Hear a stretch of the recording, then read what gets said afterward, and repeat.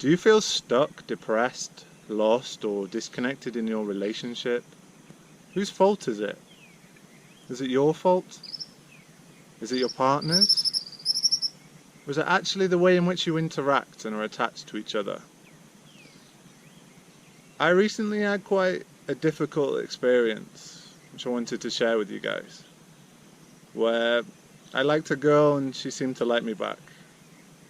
But no matter what, we kept going round in these quite painful circles, where I'd feel like I was chasing her, and she'd seem to pull away, overwhelmed by my attention, and show no interest. And then, just when I decided I'd had enough, it wasn't worth my time anymore, she would rather dramatically give me some crumb of comfort and tell me how much she liked me, and how she'd never met someone like me, and how she envisaged a future with me, thereby rescuing the relationship from the brink of seeming disaster.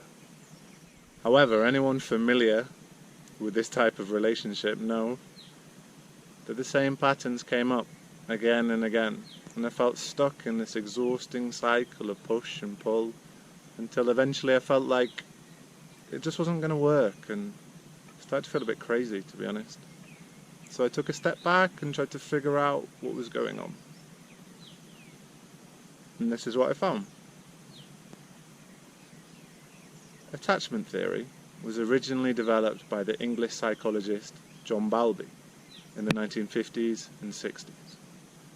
It's the term given to a set of ideas about how we love and the role childhood plays in how we form romantic attachment as adults. It divides up humanity into three categories, according to our varying capacity to behave with confidence and trust in relationships. Firstly, there are those who are securely attached. These people had reliable and good childhood experiences, so they now expect to be positively treated by those they love. These fortunate ones are capable of empathy and generosity, and can communicate with honesty and directness about their needs. Around 50% of the population is assumed to be securely attached. This leaves two fascinating deviations, caused by some form of early parental letdown and trauma. The first kind of attachment pattern is known as avoidant. The second is anxious. What makes things even more complicated and very combustible is that avoidant and anxious people are frequently drawn to forming couples, where their varied emotional quirks contribute to an especially fraught combination.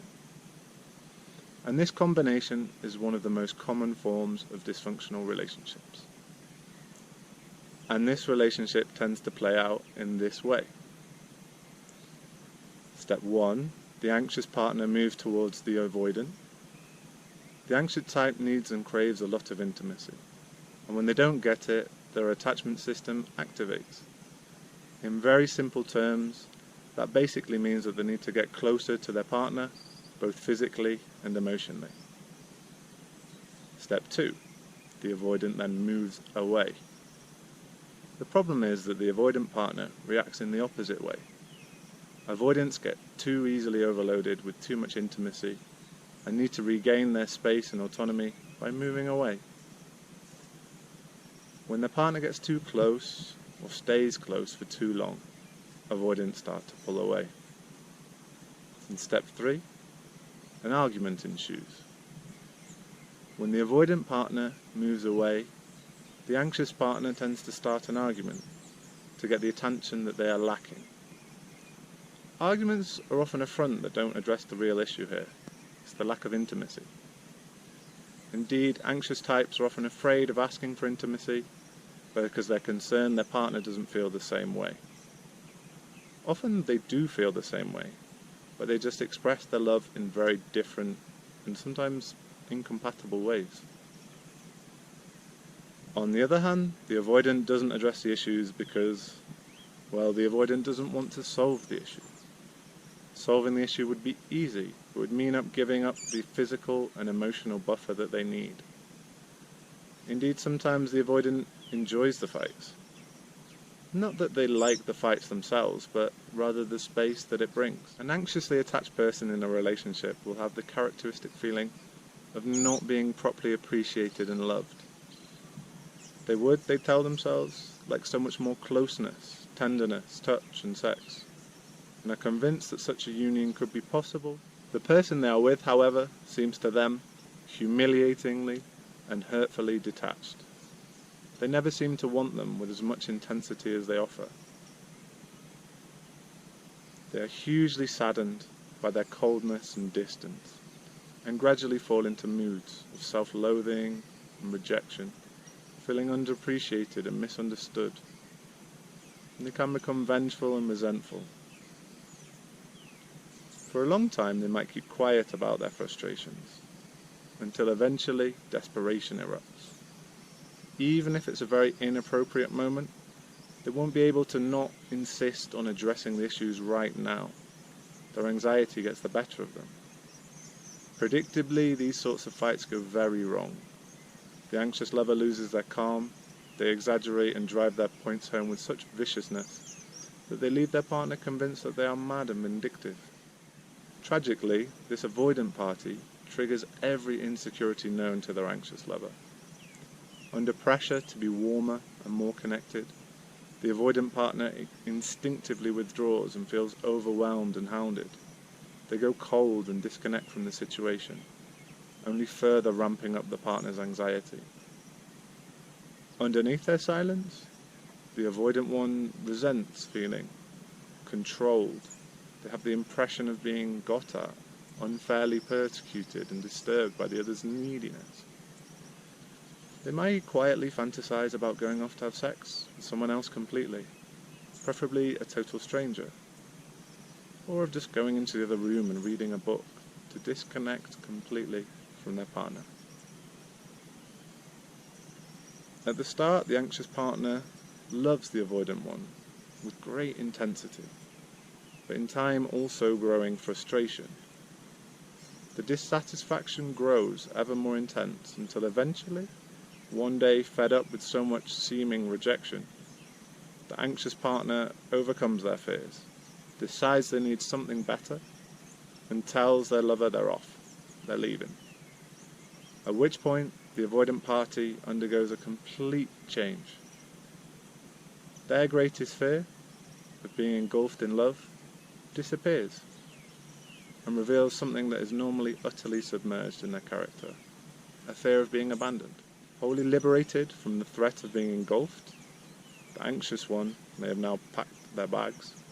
The avoidant one gives free rein to all of their reserves of pent-up romanticism, which feel utterly safe to bring out now. There seems to be so little danger of reciprocation. Despite their fury, the anxious person hears these words and promises, and after some initial doubts, can't help but be won over. The formerly distant partner appears to become, in the nick of time, as they'd always wanted them to be, a warm, kind, loving soul. There is no reason not to return. After all, it's not that they didn't love this person, it was the feeling that they weren't loved back that was making things impossible. For a time there is bliss, and it seems the couple are headed for long-term happiness. Liberated from their anxiety around engulfment, the avoidant partner gives free expression to love. Liberated from their fear of abandonment, the anxious one is left feeling secure and trusting. But soon enough, the problems return. Things become, as it were, too nice for the avoidant partner. It seems the anxious one isn't going to leave them anymore. They're just going to stick around and seek ever greater closeness. And so the old fear of engulfment returns. They have no option but to start to pull away again and get distant, which gradually proves intolerable once again to the anxious partner. Within weeks or months, the pair are back in the same situation. Fierce arguments are back.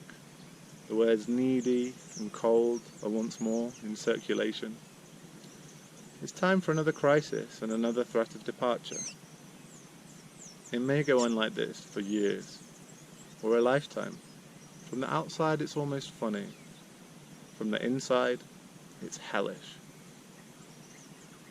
It helps immensely to know that it's not your relationship only.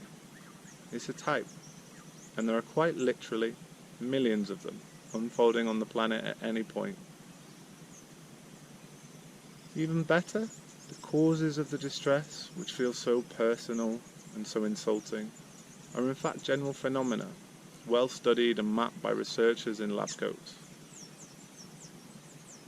The solution, as ever, is simply knowledge. There's an immense difference between acting out on one's avoidant or anxious impulses and, as would be preferable, understanding that one has them, grasping where they come from, and explaining to ourselves and others why they make us do what we do. We cannot, well, most of us, be wholly healthy in love, but we can be something almost as beneficial. We can grow into people committed to explaining our unhealthy, trauma-driven behaviour in good time, before we've become overly furious and hurt others too much, and apologising for our antics after they have run their course.